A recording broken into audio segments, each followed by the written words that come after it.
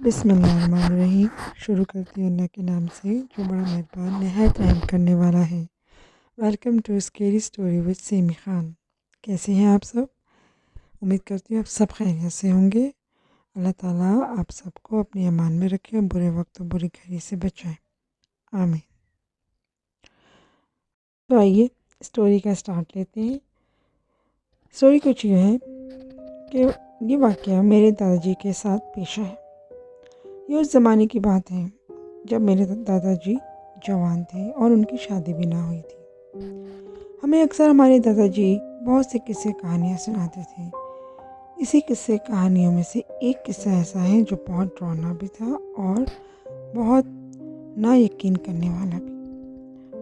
दादाजी बताते हैं कि जवानी के दौर में उनके पास जॉब ना थी, कोई काम मिल नहीं रहा था, तो उन्होंने सोचा कि कोई भी काम मिल जाए तो वो फ़िलहाल कर लेंगे। इसलिए वो अपने गांव के एक अमीर आदमी के खेत की रखवाली करने के लिए राज़ी हो गए। दादाजी रात भर उसके खेतों में उसके जानवरों की रखवाली करते थे कि वो चोरों से महफूज रहें और उसके जानवर कोई चोरी करके ना लग जाएं। तो वो खेतों में ही सारी रात गुजारते थे। दादाजी जिस खेत की रखवाली करते वो खेत काफ़ी बड़ा था। साथ ही इस खेत में एक छोटा सा कमरा और कमरे के पास एक कुआं भी बना हुआ था। दादाजी रोज़ रात को खाना खाकर खेत में बने कमरे के बाहर ही चारपाई पर लेट जाते थे और लेटते लेटे वो पूरे खेत की रखवाली किया करते थे। दादाजी रात में हमेशा अपने साथ एक लालटेन रखती क्योंकि रात के समय खेतों में बहुत अंधेरा हो जाता था।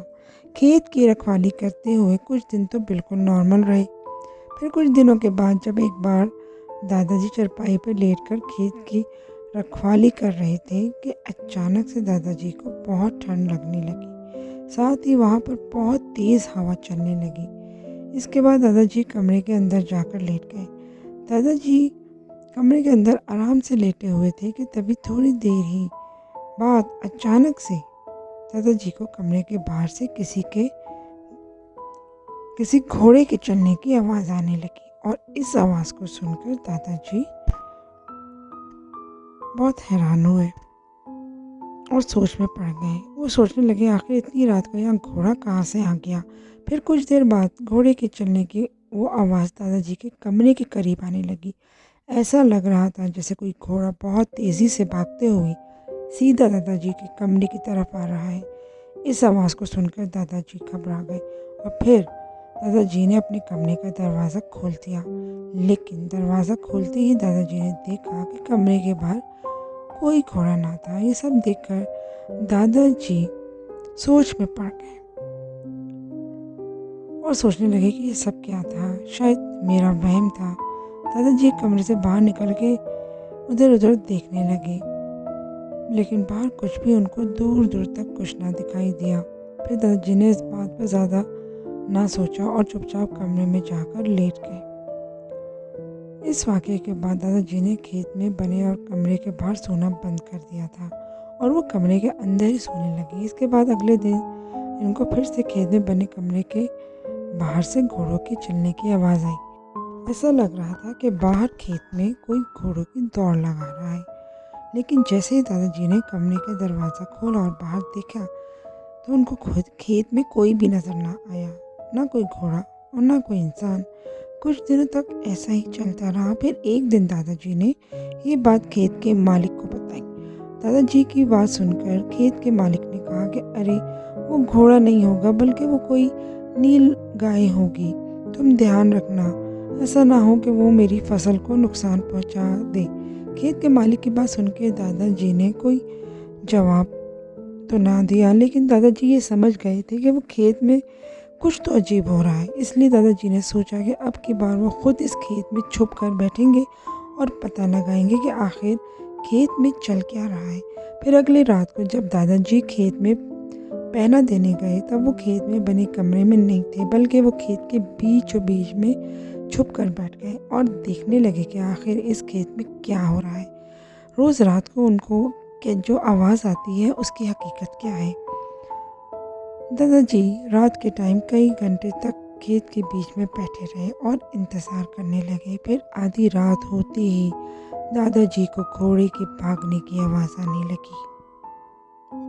तब दादाजी ने जिस जगह पर छुपे वो बैठे थे वहीं से इस आवाज़ की तरफ देखने लगे। फिर दादाजी ने देखा कि एक सफ़ेद रंग के चमकदार घोड़े के ऊपर एक इंसानी साया बैठा हुआ है। वो इंसानी साया चमकदार सफ़ेद रंग का था। ऐसा लग रहा था जैसे वो घोड़ा और वो इंसानी साया सफ़ेद रोशनी से बने हुए हों। दादाजी ने देखा कि वो इंसानी साया घोड़े पर बैठकर खेत में चारों तरफ घूम रहा है। ये सब देखकर दादाजी बहुत ज़्यादा डर गए। डर के मारे दादाजी पूरी रात अपनी जगह पर ही छुपे रहे। इसके बाद अगले दिन दादाजी ने ये बात खेत के मालिक को बताई। ये बात सुनकर खेत के मालिक को यकीन ही नहीं आ रहा था। उसको ये समझ ना आई कि ये वो क्या कह रहे हैं दादाजी। उन्होंने कहा कि नहीं, आपको यकीनन कोई गलतफहमी हुई है। लेकिन दादाजी अपनी बात पर डटे रहे। उन्होंने उनको बोला कि नहीं, मैंने अपने होश हवास में सब कुछ देखा है, ये कोई गलतफहमी नहीं है। और उन्होंने फिर उनकी जॉब छोड़ दी कि मैं इस खेत में और काम नहीं कर सकता। दादाजी बताते हैं कि उसके बाद भी उस बंदे ने खेत के लिए 1 से 2 बंदे रखे, लेकिन वो बताते हैं कि उन्हें भी वो सब कुछ दिखा जो मेरे दादाजी को दिखा था, और वो बंदे भी वहाँ ना ठहर सके। बाद में पता चला कि उस खेत के आसपास कुछ ऐसा है जहाँ पर रात के टाइम लोगों को वो घोड़ा और साया देखने को मिलता था, और लोगों ने डर के मारे वहाँ जाना छोड़ दिया था। और सबको मालूम था कि इस कुएं के पास जो खेत है वहाँ पर एक साई का असर है। और दादाजी बताते हैं कि ये वाक़या उनकी ज़िंदगी का बहुत खौफनाक वाक़या था। वो यंग भी थे, और वो कहते हैं कि मैं आज भी जब उसको सोचता हूँ वाक़ये को तो डर जाता हूँ। तो ये था वाक़या दोस्तों। यकीनन आपको स्टोरी अच्छी लगी होगी। इंशाल्लाह अगली स्टोरी के साथ मैं हाज़िर होंगी। उस वक्त तक के लिए मुझे इजाज़त दीजिए। अपना और अपने बड़ों का ख्याल रखें। अल्लाह हाफ़िज़।